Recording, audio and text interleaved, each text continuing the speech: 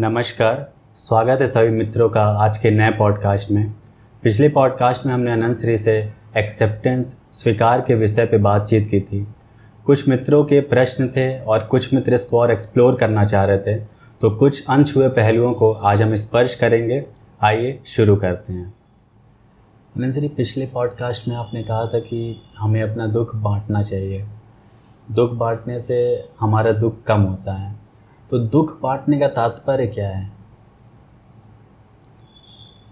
दुख बांटना जो है वो संवेदनशीलता का विकास है। दुख महसूस करना भी।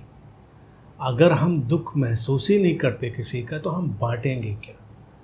बांटने का अर्थ है कि हम दुख महसूस करते हैं और हमने चूँकि दुख को जिया है, महसूस किया है, तो हम उसके साथ खड़े होते हैं, भावनात्मक रूप से, शारीरिक रूप से, या जो भी रूप हमारे लिए संभव होता है, हम उस तरह से उस किसी के भी साथ खड़े होते हैं और उसको उस समस्या से निकलने में सहायता देते हैं, जैसी भी सहायता उस समय उसको आवश्यक होती है। दुख बांटना दुख के बारे में कोई बात करना नहीं है। दुख के बारे में कोई बात करी जाए तो दुख बटेगा, उस पर हम कोई डिस्कशन करें तो दुख बटेगा। बस अपनी उपस्थिति को, अपनी प्रेजेंस को उसके पास ले जाना। इसके लिए एक बार हमने एक एक्टिविटी शुरू करी थी, फिर उसको किन्हीं कारणों से हमने विराम दे दिया। एक्सपेंडिंग कंपैशन, करुणा का विस्तार। तो अनंत पथ के जो मित्र हुआ करते थे, उस समय कई बरस पहले की बात है, तो हॉस्पिटल्स में जाते थे, लेकिन वो किसी को कोई सांत्वना नहीं देते थे, किसी के बेड के पास नहीं खड़े होते थे, कुछ करते नहीं थे। हॉस्पिटल के मैनेजमेंट से उनकी पहले ही बात हो रखी होती थी और वहाँ अपनी जॉय, अपनी पीस, अपनी जो प्रेम की उनकी ऊर्जा है, उसके साथ करुणा की भावना के साथ जाकर थोड़ी देर बैठते थे। कहीं यहाँ, कहीं वहाँ, कहीं किसी वार्ड में बैठ गए। 2-4 जगह हमने कहा था जाके बैठो, जहाँ दुख का वातावरण इतना घना है, लोग हमेशा दुख की ही बातें कर रहे हैं, लोगों के चेहरे उतरे हुए हैं, लोग परेशानी के साथ ही मूवमेंट कर रहे हैं। वहाँ कम से कम कुछ लोग जाएं ठहरे हुए, शांत, स्टॉर्म में, जिनके अंदर से एक शांति की आभा झलक रही हो। बस वो बैठें, करना कुछ नहीं। जीवन में हर चीज़ संक्रामक होती है। दुख संक्रामक है, नकारात्मकता संक्रामक है। तो मैंने कहा था करुणा भी संक्रामक है, शांति भी संक्रामक है। तो दुख बांटने का एक मैंने बड़ा प्रैक्टिकल प्रयोग शुरू करवाया था। तो हॉस्पिटल लोग गए, जेल गए, जैसे जेल में दुख का वातावरण बना होता है, सब कैद में है तो एक दुख में है। तो मैंने कहा कि जेल में जाके उनको मोटिवेट मत करिए, प्रवचन मत दीजिए, उनको ज्ञान मत सिखाइए, बस जाकर थोड़ी देर उनके बीच में बैठिए, अपनी शांति की, अपनी प्रेम की, प्रसन्नता की आभा के साथ, उस प्रकाश के साथ बैठिए। तो मेरी दृष्टि में ये सर्वोत्तम उपाय दुख बांटने का है, सर्वोत्तम उपाय। लेकिन इस सर्वोत्तम उपाय के नीचे अगर कोई जाना चाहता है तो बस वो खड़ा रहे, दूसरे की बात सुन ले, दूसरे की थोड़ी बहुत सहायता कर दे, वो भी संभव है। लेकिन ये सर्वोत्तम उपाय है कि अपने आप को दुख मुक्त करिए और अपनी दुख मुक्त की स्थिति के साथ दुखी लोगों के बीच उपस्थित हुई। आंसरी, जैसे आपने बताया कि हमें चीज़ें स्वीकार करनी चाहिए, तो अगर कोई चीज़ हम स्वीकार कर लेते हैं तो हमें कहाँ पता चलेगा या कैसे पता चलेगा हम चीज़ों को एक्सेप्ट कर लिए हैं? देखिए, प्रकृति में हर चीज़ के पीछे एक इशारा तो छुपा हुआ है। कोई भी घटना अगर जब प्रारंभ होती है तो उसके अपने इशारे आ जाते हैं। स्वीकार में ये मानसिक इशारे हमेशा आते हैं। स्वीकार में एक समाधान का सुकून है। उलझन, द्वंद्व, बेचैनी जो चल रही होती है वो जाती है। मोटे स्तर पर कहें कि जो इंसान बहुत एंजाइटी से भरा हुआ था, बड़े स्ट्रेस से भरा हुआ था, वो रिलीज़ हो जाता है। जैसे कोई बीमारी है, किसी बीमारी से वो अपनी बीमारी को स्वीकार करना नहीं चाहता कि बीमारी कितनी गंभीर है, इसका क्या हो सकता है, तो वो एंजाइटी में और स्ट्रेस में है। लेकिन एक बार अगर वो स्वीकार करता है कि ठीक है, मुझको ये गंभीर बीमारी ही सही, इसके कॉन्सिक्वेंसेज यही सही, और इसको हमें सामना करना है। जिस दिन उसने बस ऐसे सोचा, एंजाइटी स्ट्रेस रिलीज, जैसे जो एक स्ट्रेस की एयर होती वो रिलीज हो जाती। तो इंसान जब भी स्वीकार में जाएगा तो अपने अंदर एक निश्चित किस्म की विश्रांति अनुभव करेगा। रिलीज हो गया, कंधों पर से एक बोझ हट गया। ये पहचान तो 100% सटीक है। जैसे बड़े बोझ के नीचे दबा था, बोझ हट गया, रिलीव्ड हो गया। कोई मरने वाला ही बीमारी के अगर उदाहरण में, उसने जिस दिन स्वीकार किया कि हाँ मैं मरने वाला हूँ, तो उसके पास भी समय का पता चल गया। नहीं तो स्वीकार ही नहीं कर रहा है तो उसको लगता है अभी अनंत काल का समय हो सकता है और अगला पल भी हो सकता है। लेकिन उसने स्वीकार ही कर लिया कि हाँ अगला पल हो सकता है, भाई क्या समस्या है, कूल हो गया, बोझ हट गया ऊपर से। तो किसी भी स्थिति का जैसे स्वीकार घटता है तो स्वीकार के साथ निर्भरता आती है, विश्रांति आती है, और एंजाइटी स्ट्रेस जो एक सामान्य जीवन में अनुभव कर रहा होता है उनकी मात्रा काफ़ी कम हो जाती है। अनंत जी, अभी आपने बताया कि अगर हम किसी चीज़ को स्वीकार कर लेते हैं तो उसकी कॉन्सिक्वेंस क्या होंगे। लेकिन मान लीजिए अगर परिस्थितियाँ इतनी विकट हों, मतलब आदमी सोचा ही नहीं था कि ऐसी परिस्थिति आएगी, और वो एकदम उलझाव में है कि यार एक्सेप्ट हम कर ही नहीं पा रहे, हम कैसे एक्सेप्ट कर लें। उसको लगता है कहना ही बड़ा कठिन है कि स्वीकार करो। और लोग कह रहे हैं एक्सेप्ट कर लो, तो कहाँ से वो एक्सेप्ट करे? एक एक्सेप्टेंस का रास्ता क्या होगा उसके लिए? उसको देखिए, कॉमन सेंस की बात समझनी पड़ेगी पहले।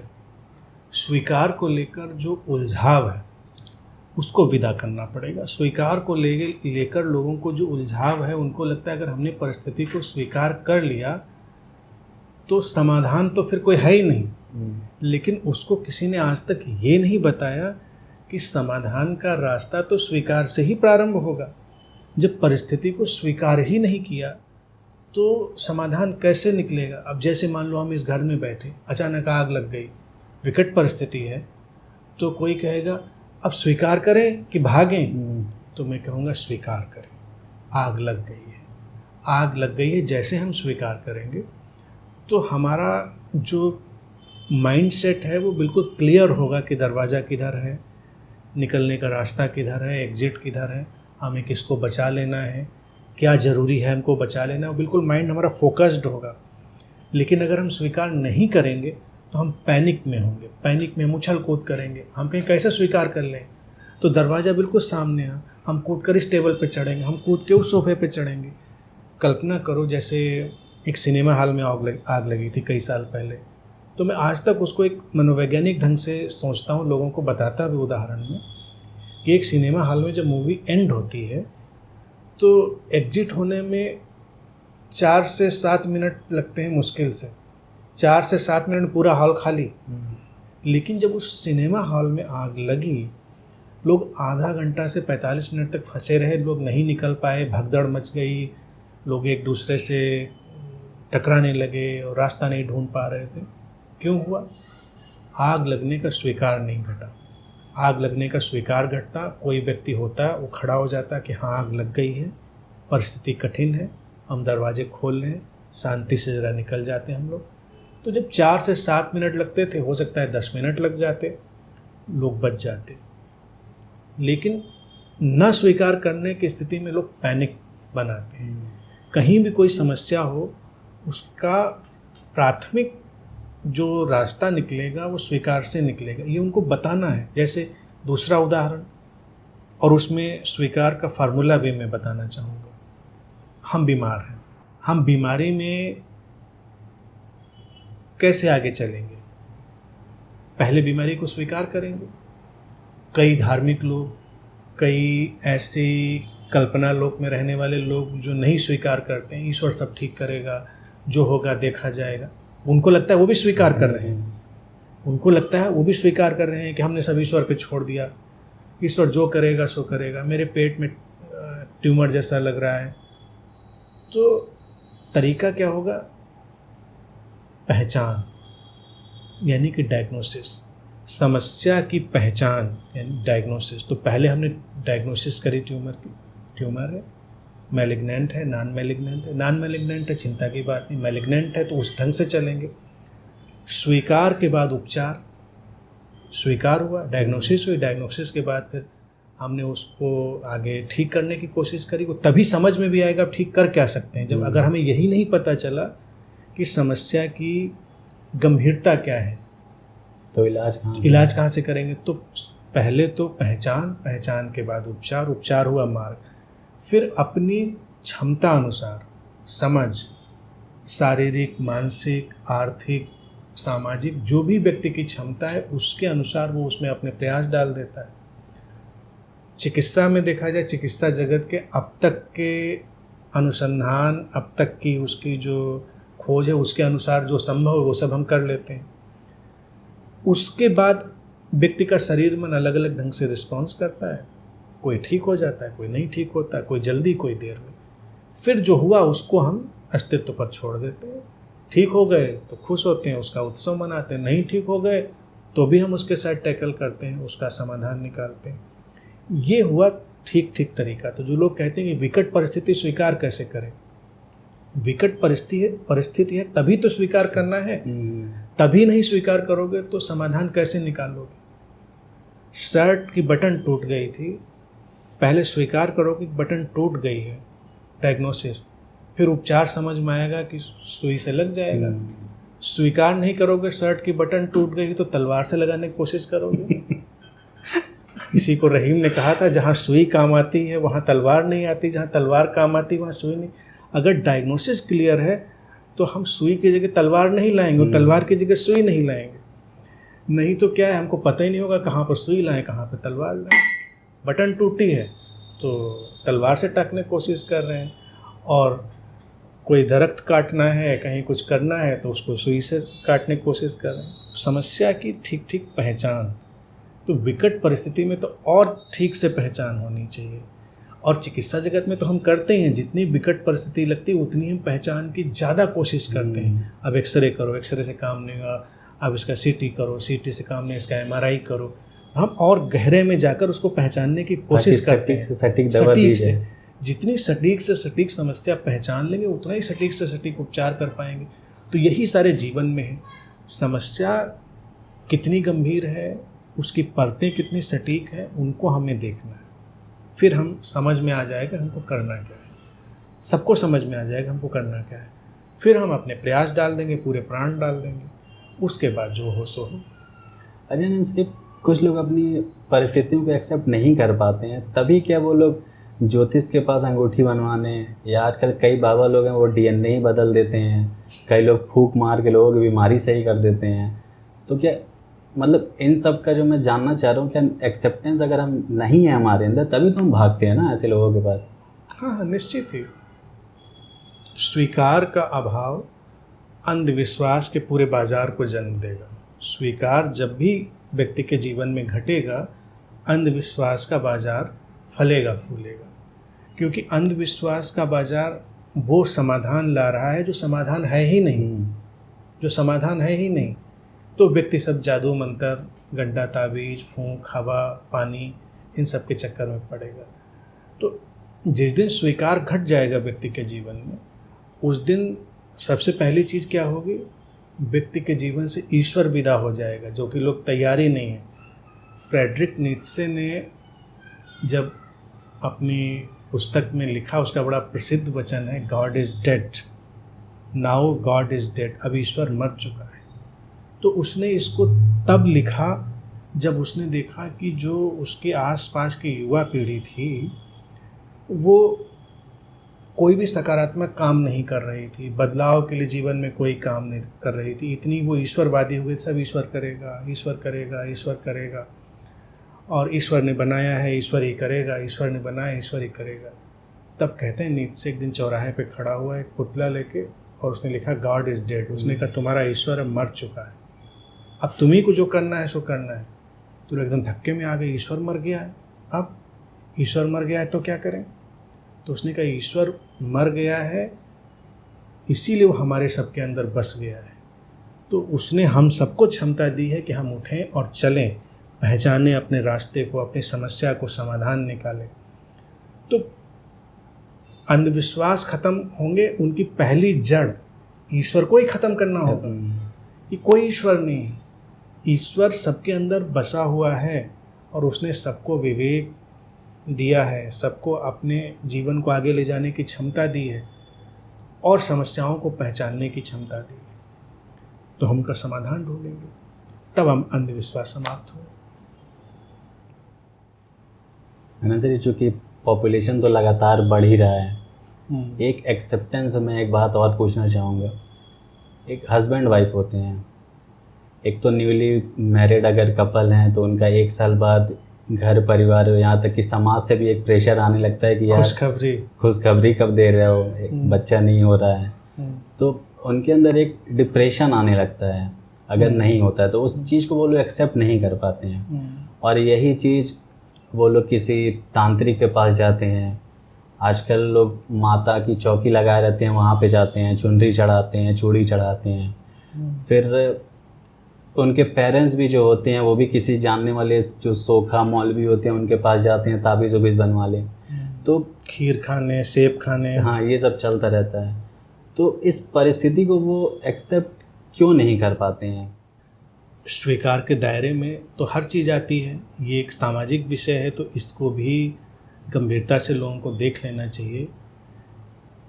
जीवन हमको जैसी परिस्थिति में रखता है, कई बार जीवन हमसे अधिक प्रज्ञावान होता है।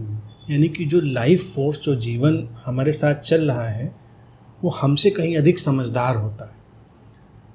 संतान आई तो ठीक, ना आई तो ठीक, इसको स्वीकार करना ही चाहिए। कभी कभी कई लोग ऐसे हैं, उनके जीवन में संतान ना हो तो ज़्यादा सुखी वो हों, संतान आ गई तो ज़्यादा परेशान हो गए, आ गई और अच्छी नहीं आई तो कितनी परेशानी। मनुष्य के जीवन में तो देखा जाए अधिकांश परेशानियां तो संतान के होने से ही हैं, खराब निकल गई। लेकिन समाज का दबाव है, और समाज का दबाव देखा जाए ये प्रकृति के सम्मोहन के कारण उसके अंदर पैदा हो गया है। प्रकृति प्रजाति को, स्पीसीज को आगे बढ़ाना चाहती है। समाज का भी उद्देश्य ही बनता है प्रजाति आगे बढ़े, समाज आगे बढ़े, जो वंश आगे बढ़े। सबको यही तो कहते भी हैं, वंश आगे बढ़ेगा। अब ये नहीं सोचते कितना कौन सा सल्तनत राजघराना है, तुम्हारा वंश आगे बढ़ना बहुत ज़रूरी, या तुम इतने महान विद्वान थे कि तुम्हारा वंश आगे बढ़ना चाहिए। मैं ये नहीं कह रहा हूँ कि संतान होना बुरा है, संतान नहीं होना चाहिए, अतिरेक की कोई बात नहीं। बच्चे बहुत सुंदर हैं, जीवन में बच्चों का आना बहुत बड़ा परिवर्तन लाता है। और हम भी आज बैठे तो बच्चे की तरह से ही आए थे, तभी तो आज बैठे हुए। तो उसको ये नहीं कि वो कोई ख़राब चीज़ है, गलत चीज़ है, नहीं होना चाहिए। जैसे कई लोग अतिरेक में चले जाते हैं कि बच्चे मत पैदा करो। नहीं, खुशी है किसी की और प्रकृति सहयोग दे रही है, शरीर सहयोग दे रहा है तो ठीक है। लेकिन अगर मान लो शरीर ने सहयोग नहीं दिया, प्रकृति ने सहयोग नहीं दिया, संतान नहीं हो रही, तो पैनिक में मत जाए। समाज ने इसको देखिए जानबूझकर खुशखबरी में बोला, मैंने इसीलिए खुशखबरी शब्द उपयोग किया। तो फिर साइकोलॉजिकली उस संतान का ना होना दुख खबरी हो गया, विपरीत प्रतिक्रिया हो जाएगी। और उसमें फिर लोग येन केन प्रकारेण कोशिश करते हैं किसी तरह से ऐसा हो जाए। और हमने संतान जिन स्त्रियों के नहीं है उनको निंदित भी बहुत किया, परिवार को भी निंदित किया। ये समाज की एक कमी थी। हमने बांझ शब्द का उपयोग किया, हमने बहुत सारे ऐसे शब्द। और भारतीय परंपरा में तो पहले देखो, तमाम जो शुभ कार्यक्रम होते थे, पूजा अनुष्ठान, उसमें ऐसी महिलाओं को शामिल नहीं होने देते थे जिनके बच्चे नहीं हुए, क्योंकि उन्होंने कुछ अपने नियम बना लिए हैं। और फिर अपने भारतीय समाज में अगर देखें, बाहर क्या होता है वो अपनी जाने, अपने हिंदू परिवारों में कितने व्रत उपवास त्यौहार सब बच्चों को ही लेके हैं, तीज हो गया, बल्कि ज़्यादातर हैं माएँ सब रोज़ उपवास व्रत कुछ न कुछ रख रहे थे बच्चे के लिए। तो बच्चे को इतना हाइप बना दी गई है उसको लेकर, इससे परेशानी है। स्वीकार घटना चाहिए, और इस पर जब स्वीकार घटेगा, कोई बात नहीं, हमने अपने को स्वीकार कर लिया, अपने जीवन को अच्छा बनाएं, जिएं। तो अंधविश्वास का जो है, लोग खीर खा के, सेब खा के, ऐसे बाबा लोग जो पैदा हो जाते हैं वो करते हैं, उनसे एक तो बचेंगे। बाकी जो बहुत सारे IVF क्लिनिक भी चलते हैं, मैं समझता हूँ उनकी भी उतनी आवश्यकता नहीं। वो कहेंगे हम बड़ा अच्छा काम कर रहे हैं, ठीक है, वो भी एक विज्ञान का खोज या आविष्कार है, किसी को बहुत ज़रूरी लगता है तो उसको चले जाना चाहिए। लेकिन वहाँ अलग तरह के एक्सप्लॉयटेशन है और अलग तरह से लोगों को डील किया जाता है, फिर उसमें कई लोग परेशान होते हैं। अगर नहीं हो रहा है तो जाने दीजिए। किसी को बहुत ख्वाहिश है, मान लीजिए बहुत ख्वाहिश है, जा सकता है वो, और फिर एक रास्ता और खुला है, अडॉप्ट कर लीजिए। संसार में इतने बच्चे हैं जिनको माँ बाप की ज़रूरत है, अडॉप्ट नहीं करते हैं ऐसे लोग। अडॉप्ट क्यों नहीं करते? अहंकार, मेरा खून, मेरा खून। अब उनको लगता है उनके खून में पता नहीं कौन सा केमिकल घोल के डाला गया था जो उनका खून बिल्कुल रॉकेट की तरह सीधे मंगल ग्रह पे जाएगा। बच्चे को तो जो संस्कार दोगे, परवरिश दोगे, जैसे उसको प्यार दोगे, उस तरह से वो आगे बढ़ जाएगा। तो जो अडॉप्ट नहीं कर पाते हैं वो बड़े इगोइस्टिक लोग होते हैं, अहंकार कि मेरा बच्चा नहीं है। मेरा क्या होता है? मेरा तो कुछ भी नहीं है। आपको ना पता हो, किसी की पत्नी ना बताए उसको कि तुम्हारा बच्चा, तो वैसे भी नहीं जान पाओगे, DNA टेस्ट कराओगे तभी जान पाओगे कि मेरा है कि नहीं। ये तो इंटायरली माँओं के ऊपर निर्भर है कि वो जाने कि बच्चा किसका है। इसीलिए पहले मातृ सत्तात्मक परिवार थे, क्योंकि माँओं को पता है, लेकिन परिवार में सब फूल कर कुप्पा है कि मेरा बच्चा जैसी कोई चीज़ नहीं होती। अगर बच्चे से लगाव है, बच्चे से बड़ा स्नेह है, कुछ लोग ऐसे होते हैं जिनको बहुत स्नेह, बहुत लगाव होता है, तो निश्चित उनको विवाह भी करना चाहिए, और संतान आए तो उसका स्वागत भी करना चाहिए। और बहुत फिर भी बचा रह जाए, ना हो तो अडॉप्ट कर लो। लेकिन तमाम लोग ऐसे हो सकते हैं जिनको उतना लगाव नहीं है, वो अपने जीवन पर काम करना चाहते हैं, वो खुश रहना चाहते हैं, तो उनके ऊपर कोई दबाव नहीं होना चाहिए समाज का, परिवार का, और उनको स्वयं स्वीकार कर लेना चाहिए। तो ये स्वीकार का यूँ देखा जाए संवेदनशील और ट्रिकी इशू है, अलग अलग लोगों की मानसिकता पर निर्भर करेगा। पहले तो सामाजिक पारिवारिक दबाव जानने चाहिए कि आवश्यक है, ऐसा नहीं, हमको लगता है कि ये आवश्यक है, ये हमको खोजना पड़ेगा। इसलिए नहीं कि सबके यहाँ बच्चे पैदा होते तो हमारे यहाँ भी बच्चे पैदा होने चाहिए, ऐसा नहीं। बच्चों से आपकी जो हार्दिकता है वो क्या है, आपके सपने कैसे हैं उनको लेकर, तब वो आए, तब तो ठीक है। अन्यथा नहीं है तो स्वीकार करके शांति से जीवन में चलते रहना चाहिए। अच्छा आनंद श्री, समाज हो गया या घर या परिवार है, अगर किसी परिस्थिति को लेके कोई कोई पर्सन है, अगर वो एक्सेप्ट करता है, तो क्या वो एक्सेप्टेंस आसपास के लोगों पे भी कुछ बदलाव लाता है? बिल्कुल लाता है। जो व्यक्ति देखिए किसी भी चीज़ के स्वीकार में जी रहा होता है, वो परिवर्तन का स्रोत बन जाता है। उसको यकीन नहीं होता इस बात का कि अगर मैं किसी भी विषय, किसी भी इशू में बिल्कुल सेटल्ड हो गया हूँ, स्वीकार में भर गया हूँ, तो परिस्थिति उसके अनुसार घूमने लग जाएगी, समाज भी घूमने लग जाएगा। इसका उदाहरण नकारात्मक साइड से देखो तो ज़्यादा आसान पड़ेगा, नेगेटिव साइड से। समाज में हम अच्छे होने की कोशिश करते हैं, और हमारी अच्छे होने की कोशिश में भी कई बार हम देखते हैं कि हम थोड़े आधे अधूरे होते हैं, लोगों पर प्रभाव भी नहीं पड़ता, हम भी दबाव में होते हैं, कोई हमको मानता भी नहीं कि हम अच्छे हैं, हम इस दुविधा में डोलते रहते हैं। लेकिन समाज का वो व्यक्ति जो नकारात्मक निगेटिव साइड में चला गया है, गुंडा बदमाश हो गया है, क्योंकि उसने अपनी जो नकारात्मकता थी उसको स्वीकार कर लिया, सेटल्ड हो गया, उसने मान लिया कि मैं बदमाश हूँ, मैं गुंडा हूँ, मैं दबंग हूँ, मैं बाहुबली हूँ। समाज उसके अनुसार चलने लगता है, समाज उसको एक्सेप्ट कर लेता है, समाज के सारे दायरे उसके अनुसार घूमने लगते हैं। कहाँ कोई समस्या है? किसी कोई समस्या नहीं। वो आदमी आ रहा है, लोग कहते हैं हाँ भाई चाय पानी पूछ लो, दुआ सलाम कर लो, सब जान रहे हैं कि बदमाश है, उसकी बदमाशी को एक्सेप्ट कर लिया है। किसी को उसकी बदमाशी से कोई काम पड़ता है तो वो भी उनको एक्सेप्टेड है, लेकिन कोई उसको सुधारने नहीं जा रहा, कोई उसको सुधारने नहीं, क्योंकि उसने खुद एक्सेप्ट कर लिया है तो समाज ने भी एक्सेप्ट कर लिया है, और लोग उसके अनुसार ही चल रहे हैं। अक्सर समाज के निगेटिव एलिमेंट्स के अनुसार लोग ज़्यादा चलते हुए दिखाई देते हैं, पॉजिटिव एलिमेंट्स के साथ तो कहाँ चलते दिखाई देते हैं। और इसलिए नहीं दिखाई देते हैं क्योंकि हम अपनी सकारात्मकता में, विधायकता में सेटल्ड नहीं, हम स्वीकार नहीं कर पा रहे। क्यों? छोटा सा उदाहरण देखो, अधिकांश धार्मिक लोगों का, आध्यात्मिक जो अपने को कहते हैं, धार्मिक आध्यात्मिक का भी विभाजन आजकल बहुत चलता है। धार्मिक कहते हैं पोगापंथी वाले धार्मिक हैं, हम आध्यात्मिक हैं क्योंकि हम आत्मज्ञान की खोज, चेतना की ऊंचाई इसकी तरफ जा रहे हैं, तो हम आध्यात्मिक हैं। उनको सबसे ज़्यादा परेशानी क्या होती? गाहे बगाहे सवाल उठता है, और तुम देखते हो मुझसे भी किसी न किसी सेशन में लोग घुमा के पूछ ही लेते हैं कि हम इतनी ध्यान साधना समझ में हैं, हमारे जीवन में कष्ट है, और वो देखिए बुरे हैं और सब बुरे काम करते हैं, उनके जीवन में मस्त हैं, सब अच्छा अच्छा है।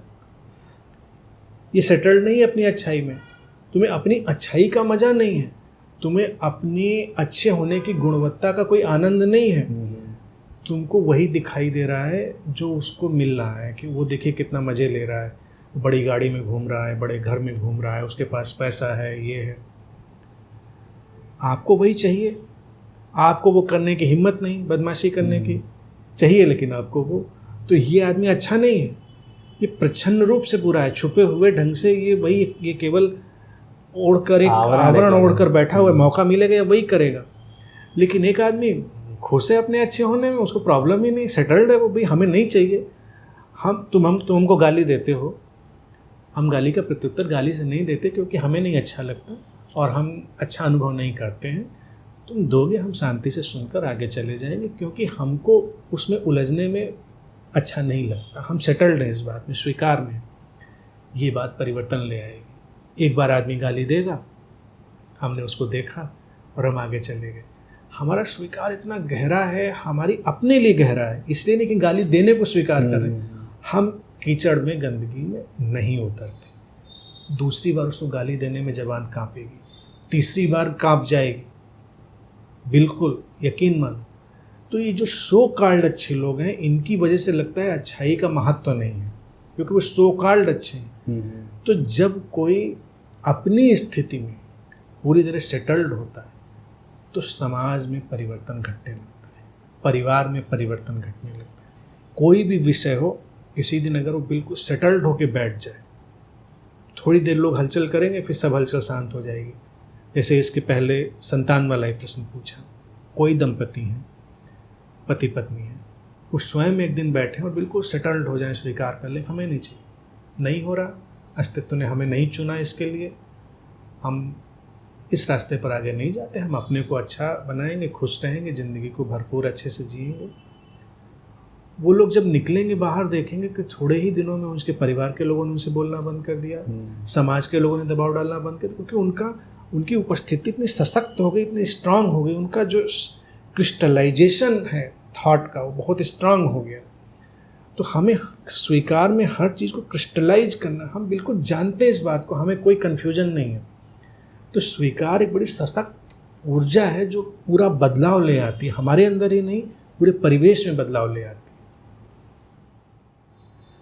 आनंद श्री, अभी आपने जो गाली देने वाली उदाहरण बताया, तो समाज में तो ऐसा देखा जाता है कि कोई आदमी जा रहा है, अगर उसे किसी ने गाली दे दिया तो अगर वो जब तक उठ के उसको थप्पड़ नहीं मारेगा या गाली का जो उत्तर होगा वो गाली से नहीं देगा, तो आसपास के लोग उसको कायर कहते हैं, यार तो वो कुछ कर नहीं पाया ये। तो क्या वहाँ पे एक्सेप्टेंस कुछ है नहीं? मतलब उसने क्या स्वीकार किया, या मान लीजिए वो गाली ही दे दिया उसको, तो क्या एक्सेप्ट किया वो? देखिए, गाली गलौज में उतर गया तब तो वो कीचड़ में उतर ही गया, वो नाली में उतर गया, तो स्वीकार उसने नहीं किया। वस्तुतः परिस्थितियों को हमें ऐसे देखना चाहिए, स्वीकार एक सशक्त स्थिति है। हम गाली गलौज की निम्नता नीचता को जानते हैं, हमको उस निम्नता नीचता में रस नहीं है, तो हम प्रतिक्रिया नहीं देते उस पर। अब लेकिन कोई हमारे जीवन पर आघात करने ही चला रहा हो तो हम प्रतिरक्षा भी करेंगे, हम बचाने की कोशिश भी करेंगे, वो भी मानवीय होगा, क्योंकि वो भी एक निपट मूर्खता हो जाएगी कि लोग डंडे लेकर आ गए, आपको पीटने लगे, आपने कहा हम तो स्वीकार कर ले रहे हैं, तो मार पीट के चले जाएंगे आपको हाथ पैर तोड़ कर।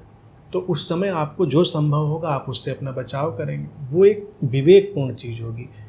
पीटने वाली से थोड़ी आगे की चलेगी, लेकिन गाली गलौज करके व्यक्ति उत्तेजित कर रहा है, आपको झगड़ने के लिए उकसा रहा है, आप शांत रहते हैं, आप उसका जवाब नहीं देते हैं उस तरह से, तो इससे जो शक्ति पैदा होती है वो पूरा बदलाव ले आती है।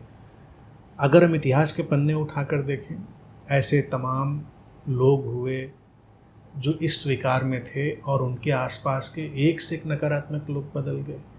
बुद्ध और अंगुलीमाली का किस्सा लोग जैसे जानते हैं, वो लोगों को लगेगा बड़ा मिथिकल जैसा किस्सा है, लेकिन मेरे स्वयं के जीवन में ऐसा रहा। बड़े बड़े गुंडे बदमाश मेरे संपर्क में रहे और जितनी देर वो मेरे पास होते थे बहुत अच्छे सभ्य इंसान की तरह से, बिना गाली गलौज के वो होते थे, क्योंकि उनको स्पेस नहीं नज़र आता था कि यहाँ पर हम वैसा कुछ कर सकते हैं। तमाम ऐसे राजनेता हुए जिन्होंने अहिंसा को आगे रखा। अहिंसा भी बहुत बड़ा टूल है। जहाँ लोग हिंसा करने आ रहे हैं उसमें हम कहते हैं कि हम हिंसा नहीं करते, लेकिन हम तुम्हारी बात को सही नहीं मानते, इस बात का हम प्रतिवाद करते हैं, लेकिन हम तुम्हारी तरह से हिंसा नहीं करेंगे। शुरुआत में लगता है कमज़ोर की स्थिति है, लेकिन ये बहुत सशक्त स्थिति है। व्यक्ति घबरा जाता है इस बात से। तो प्रतिक्रिया ना देना एक समझ की स्थिति है। ये समझ वाले लोगों का काम है। कायरता तब है जब गाली अंदर से उठ तो रही थी लेकिन दे नहीं पाए, मन में दे दी। जैसे कि ये ऐसी स्थिति होती थी कि कोई व्यक्ति पीट करके खड़ा था, पीछे उसको लंबा चौड़ा पहलवान टाइप का आदमी खड़ा था, उसने कुछ पीछे से गाली दी और इधर ये पीठ खड़े कर रहा था छोटा मोटा दुबला आदमी, देखा नहीं उसने, वो पीछे से चिल्लाया, कौन है बताते हैं अभी। जब पीछे मुड़ा देखा लंबा चौड़ा आदमी, नमस्कार भाई साहब, हम अच्छा बोलते हैं आप। तो इसने स्वीकार नहीं किया, ये सचमुच में डर गया, क्योंकि इसको अगर इससे कमज़ोर मिलता तो ये मारता, उससे ऊंचा मिल गया तो हाथ मिलाया। नहीं, आपके गाली देने में भी एक लय है, एक पोएट्री सुनाई देती है उसमें भाई साहब, तो इस तरह से आ जाएगा। ये कायर है। और एक व्यक्ति है जो उस निम्नता में नहीं पड़ता लेकिन सशक्त है, वो प्रतिवाद कर सकता है, वो प्रतिकार भी कर सकता है, वो कर सकता है। वो कायर ऐसा नहीं है, लेकिन उलझता नहीं उस बात में, कहता ठीक है। भाई जंगल में देखिए शेर जा रहा है, अब तमाम जानवर भेड़िए और सब कई बार दिखाते हैं, एनजीसी पे भी देखो उस पर अटैक कर रहे हैं, चिल्ला रहे हैं, शेर बस ऐसे देखता है, फिर वो भाग जाते हैं, वो चलता चला जाता है, आराम से जा रहा है, फिर कोई कुत्ता भौंक रहा है, कोई भेड़िया, कोई सियार उसके ऊपर चिल्ला रहा है। शेर नहीं बोलता क्योंकि उसको अपनी ताकत पता है, वो अपना एनर्जी वेस्ट नहीं करता है कि उसी लय में उनके साथ वो चिल्लाए, क्योंकि उसको जब जो करना है वो कर ही लेगा। तो इंसान को ऐसे ही शेर की तरह जीना है कि हम प्रतिक्रिया नहीं देते बेकार की बातों पे, चीख पुकार नहीं मचाते। सशक्त स्थिति हमारे अंदर की है, लेकिन ये निम्नतम स्थिति है, उसमें उलझना नहीं है हमको। लेकिन ज़रूरत पड़े कभी प्रतिरक्षा की, किसी बड़े कार्य में ऐसी सहायता देने की, तो युद्ध में भी उतर सकता है। जो कृष्ण गीता ले आते हैं, युद्ध भी आ जाता है। तो हमारे जीवन में बुद्ध और युद्ध दोनों का होना शक्तिशाली बनाता है हमको। व्यवहार में हम बिल्कुल बुद्ध हैं, लेकिन अगर ज़रूरत पड़े तो हम कृष्ण की तरह युद्ध भी ला सकते हैं। एक्सेप्टेंस को लेकर आनंद श्री, मेरा एक लास्ट क्वेश्चन है आपसे। अक्सर हम अपने आप को दूसरों के नज़र में एक्सेप्ट कराने की बहुत कोशिश करते हैं। दूसरा क्या चाह रहा है, हम उस तरीके से अपने आप को ढालना चाहते हैं। सोशल मीडिया प्लेटफॉर्म ले लें तो हम कई सारे फ़िल्टर्स लगा लेते हैं। अगर ब्लैक स्किन है तो उसको वाइट करने की कोशिश करते हैं, वाइट है तो उसको और ग्लो करने की कोशिश करते हैं। और आजकल आनंद श्री एक चीज़ और मैंने देखा है कि कुछ लोग आइडेंटिटी क्राइसिस में भी चले जाते हैं। ऐसे जैसे भारत में ही अभी कई मैंने यूट्यूब चैनल देखे थे, उसमें कुछ पुरुष जो हैं वो महिलाओं के कपड़े पहन के अपने आप को देवी का रूप बताते हैं, और कुछ लोग हैं तो अपने आप को कुछ तांत्रिक बताने लगते हैं। मतलब अपने रूप को एकदम बदल देते हैं वो लोग, और लोगों से चूड़ियाँ ले रहे हैं, साड़ियाँ ले रहे हैं, उनकी मनोकामना पूर्ण कर रहे हैं। तो यहाँ पे स्वीकार तो बहुत लो हो गया ना, मुझे लगता है वो एक्सेप्ट नहीं कर पा रहे हैं। ये न्यूरोटिक कंडीशन है। हमने भी ऐसे वीडियोस देखे हैं जहाँ लोग मांग भर के, सिंदूर लगा के, बिंदी लगा के, लिपस्टिक चूड़ियाँ सब पहन के आदमी बैठे हैं, तो महिलाएं भी इसी तरह से हनुमान बन के बैठी हैं, लंगोट बांध के, गदा लेके, और कुछ भी। ये आइडेंटिटी क्राइसिस है, आइडेंटिटी क्राइसिस। अब पश्चिम में इसका क्या हो गया है कि वहाँ पर आप स्त्री पुरुष सीधे सीधे किसी को नहीं कह सकते। वो कहेगा मैं स्त्री शरीर में पुरुष अनुभव कर रहा हूँ, पुरुष शरीर में स्त्री। इसके आगे भी चले जाएंगे कि पुरुष शरीर में वो ड्रैगन अनुभव कर रहे हैं, स्त्री शरीर में वो कुछ और अनुभव कर रहे हैं। उनकी अपनी कल्पना लोक की स्थिति है। तो इसको स्वीकार में हम नहीं डालेंगे, इसको हम डालेंगे मनोविकृति के रूप में, न्यूरोटिक कंडीशन में। व्यक्ति, देखिए, प्रकृति ने सीधे सीधे द्वैत में तोड़ा स्त्री और पुरुष। ये द्वैत सीधा साफ है। ये द्वैत जितना सीधा साफ होगा उतना ही अद्वैत में छलांग सीधी साफ होगी। लेकिन ये जो जेंडर क्राइसिस, आइडेंटिटी क्राइसिस लोगों के दिमाग में आती है, इसका समय रहते मानसिक समाधान और मानसिक उपचार होना चाहिए। और दूसरों की नज़र में ये लोग खुद को एक्सेप्ट कराने के लिए कई सारी टेक भी तो ले लेते हैं, कई सारे टेक ले लेते हैं। भारत में इसलिए खप जाता है बहुत सारा कि यहाँ सब धार्मिक जगत में सब खप जाता है। वो देवी बन जाएगा, वो नाग का अवतार बन जाएगा, जीभ निकालने लगेगा, ऐसे ऐसे करके घूमने लगेगा, शंकर का अवतार बन जाएगा, त्रिशूल लेके बैठेगा। भारत में सब खप जाता है क्योंकि यहाँ इतने अब अवतारी हो गए। मछली अवतार, सुअर का अवतार, आपको सुअर जैसा बन के घूम रहे, करें 12 अवतार हो गए। आदमी सुअर जैसा है लेकिन 12 अवतार हो गया, तो खप गया वहाँ पर वो। और कोई किसी जगह खप गया, बहुत गुस्सैल व्यक्ति है, बात बात पे चीखता चिल्ला रहा है, तो परशुराम का अवतार हो गया। तो यहाँ सब खप जाते हैं धर्म के जगत में। ये न्यूरोटिक कंडीशन है, ये आइडेंटिटी क्राइसिस। इसको हम ठीक अर्थ में नहीं कहेंगे, एक अर्थ में है। आइडेंटिटी क्राइसिस को अगर हम हेल्दी वे में कहेंगे तो ये कहेंगे कि व्यक्ति स्वयं को नहीं पहचान पा रहा है, अपने मूल अस्तित्व को, अपने ओरिजिनल सेल्फ को नहीं पहचान पा रहा है, जिसको ज़ेन दर्शन कहता है कि अपने मूल स्वरूप को जानो, अपने मूल चेहरे को जानो, नो योर ओरिजिनल फेस। तो वो एक आइडेंटिटी क्राइसिस है कि व्यक्ति ऐसे स्यूडो काल्पनिक चेहरों से भर गया है जहाँ पर वो अपने असली चेहरे को नहीं जान रहा है, तो उसकी तलाश में निकलता है। तो वो तो एक आध्यात्मिक यात्रा हो गई, हेल्दी यात्रा हो गई। लेकिन ये एक अनहेल्दी न्यूरोटिक, जहाँ पर व्यक्ति ने कुछ का कुछ ही समझ लिया है अपने आप को और वो कहीं पहुँच नहीं रहा है, वो दिखावे की दुनिया में, एक मानसिक विकृति की दुनिया में चला गया है। तो उसको आइडेंटिटी क्राइसिस नहीं कहेंगे, बल्कि आइडेंटिटी का एक डाउनफॉल कहेंगे, ज़्यादा ही उलझ जाना। यहाँ पर मुझे लगता है कि फिर वही चीज़ लानी पड़ेगी, स्वीकार, डायग्नोसिस, ट्रीटमेंट और सारा उपाय ट्रीटमेंट का। उसके बाद स्वास्थ्य की जो स्थिति निकले उसको देखना चाहिए। अचानक बैठे बैठे कोई पुरुष है, उसको लगे कि मैं देवी हो गया हूँ, तो अब इसकी डायग्नोसिस करनी पड़ेगी, किस न्यूरोटिक कंडीशन में गया है, फिर इसका उपचार करना पड़ेगा, तब ये ठीक हो सकता है। तो समस्या को पहचान लेना, उसको स्वीकार कर लेना और स्वीकार के बाद समाधान की तरफ बढ़ने लगना। ये कहना कि हम तो ऐसे ही हो गए, हम ऐसे ही हो गए, हम ऐसे नहीं हो गए। हम ऐसे क्यों हो गए? क्योंकि हम ऐसे होने के लिए नहीं पैदा हुए हैं ना। हम ऐसे होने के लिए पैदा होते तो अस्तित्व हमको वैसे ही पैदा कर देता। अब कोई लोग इस पे बहुत बहस करेंगे क्योंकि वो कर रहा है, कहेंगे क्या प्रॉब्लम है, वो पुरुष शरीर में पैदा हुआ लेकिन पुरुष शरीर में स्त्री फंसी हुई है, वो स्कर्ट पहन के घूमना चाहता है, साड़ी पहन के, आपको क्या प्रॉब्लम? नहीं, मुझे कोई प्रॉब्लम नहीं, घूमो पहन के, क्या प्रॉब्लम है। लेकिन मेरा कहना है कि अस्तित्व पर भरोसा नहीं ना, उस पर स्वीकार नहीं है ना। अगर इसको लहंगा ही अस्तित्व को पहनाना होता तो स्त्री शरीर में ही पैदा कर देता, पुरुष शरीर, स्त्री शरीर। इस द्वैत को जितना क्रिस्टल क्लियर रख पाएंगे उतना ही जल्दी नॉन डुअलिटी में अद्वैत में छलांग लगना आसान हो जाएगा। और सोशल मीडिया पे अगर बॉडी शेमिंग और इन सब का जो मैंने जिक्र किया था, उस पर इससे व्यक्ति को ऊपर उठना पड़ेगा। सोशल मीडिया पर, सोशल मीडिया का आने से बढ़ भी गया है, व्यक्ति स्वीकार नहीं कर पाता। पहले तो चल ही आ रहा था, रंग भेद, सब चीज़ें, सबको गोरी लड़की गोरा लड़का चाहिए।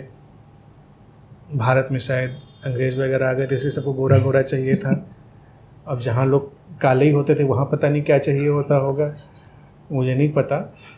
तो अब जहाँ नाकी चपटी सबकी होती है तो वहाँ तो विज्ञापन भी निकलेगा, अच्छी चपटी नाक वाली लड़की चाहिए। हम लोग क्या चाहें, बिल्कुल नुकीली नाक वाली लड़की चाहिए। तो अलग अलग परंपराओं, अलग अलग कल्चर में लोगों ने बना लिया। कुल मिला के प्रकृति को उसकी विविधता में स्वीकार करना चाहिए। जैसा हो गया है व्यक्ति वैसा स्वीकार करे, जैसा रंग प्रकृति ने दिया है। अपने को अच्छा बनाना है, अपने जीवन में प्रेम को, शांति को, प्रसन्नता को, समस्वरता को विकसित करना है। ये है तो सब है।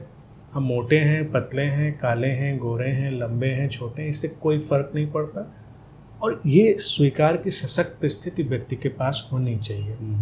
ये पलायन नहीं होना चाहिए कि कोई व्यक्ति मोटापे का शिकार है और कहे कि हम तो स्वीकार करते हैं, हम क्यों मोटापे को कम करें। तो आप बीमारियों से भी ग्रस्त होंगे। अगर मोटापा आपका बीमारी की तरह है तो उसको ठीक कर लीजिए, लेकिन अगर सारी स्थितियों के बावजूद भी वो वैसे ही आपकी कंडीशन है, उसका ढांचा ही वही बना, तो स्वीकार कर लीजिए। जो नॉर्म ठीक है उस नॉर्म को बना लीजिए, उसमें तो कोई समस्या नहीं। लेकिन अगर आपका ढांचा सांचा वैसा ही बना हुआ है तो स्वीकार कर लीजिए, बस बात खत्म हो जाती है। आपने पूरा पॉडकास्ट सुना, इसके लिए आप सबका बहुत बहुत आभार। आज हमने अनंत श्री से एक्सेप्टेंस की जो मल्टी डायमेंशनल चीज़ें हो सकती हैं उन सब चीज़ों पे बातचीत की, जैसे संतान का ना होना, जो उससे परिवार समाज का जो दबाव होता है उसको कैसे हम स्वीकार करेंगे। आइडेंटिटी क्राइसिस का जो इशू है उसको हम लोग ने अनंत श्री से समझा। स्वीकार ना कर पाने के कारण जो अंधविश्वास का जो जाल फैला हुआ है उसको हमने अनंत श्री से बहुत गहराई से समझा। जो तांत्रिक बाबाओं का जो आजकल बिजनेस चल रहा है उसको हम लोगों ने देखा, जो टोटल एक्सेप्ट ना कर पाने के कारण ही बढ़ रहा है। मैं पूरी उम्मीद करता हूँ कि इस बातचीत से जो हमें अंतर्दृष्टि मिली होगी उससे हमारे जीवन में प्रेम, शांति, प्रसन्नता और समसौता की खिलावट होगी। मिलते हैं सभी मित्रों से अगले पॉडकास्ट में, बने रहिए।